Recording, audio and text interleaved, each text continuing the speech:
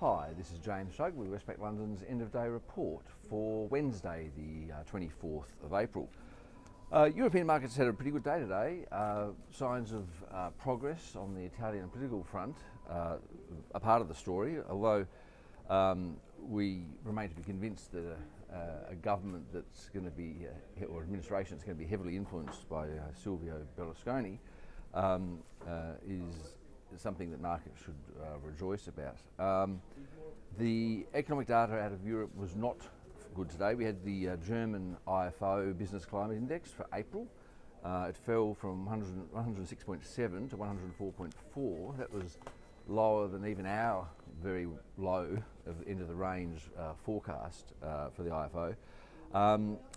Actually, the fall in the IFO and also the ZEW analyst survey and the Centix investor survey for Europe from highs around the turn of the year kind of reflects exactly what happened at the same time last year, when you had LTRO optimism fade away in the harsh light of recession. Just like this year, OMT optimism is fading away in the harsh light of ongoing recession.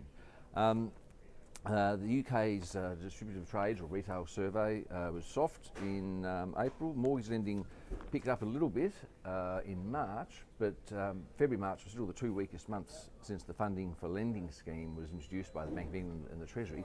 That scheme was extended for another year, by the way. That's by the means by which banks in the UK are given cheap funding, provided they lend it to households and businesses. They've drawn down something like 14 billion so far from the scheme, but lending to those two sectors, small businesses and housing, has actually gone down since the scheme started. Doesn't mean we don't know what the counterfactual would have been, and in fact we can identify the problem banks.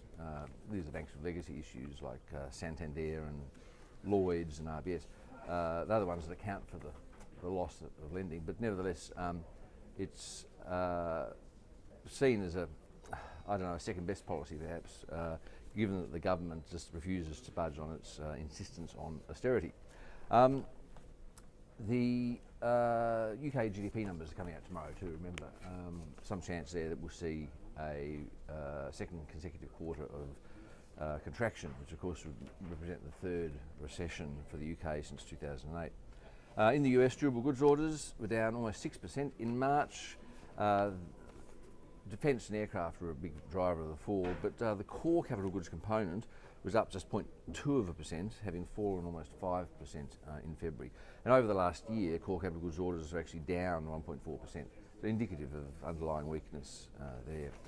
On the earnings front, Apple reported a profit that didn't meet analyst expectations, but their share price rose because they're returning extra cash to their shareholders.